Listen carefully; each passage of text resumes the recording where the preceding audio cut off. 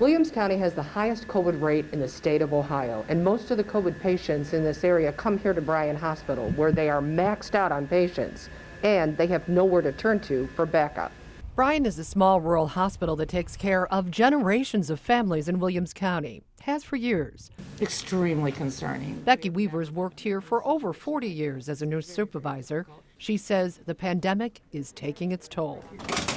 It is exhausting for every single staff member of the hospital. Jamie Warlane should have gone home 4 hours ago when her 12-hour shift was over. But the ICU here is full of critically ill COVID patients.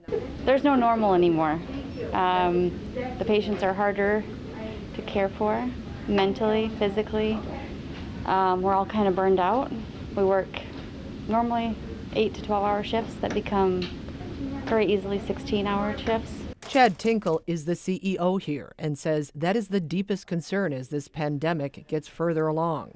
This volume that we currently have and the staff that we currently have is not a sustainable long-term solution. Prior to these pandemic surges, rural hospitals like Bryan could transfer the more critical patients to larger hospitals where there's more specialized care.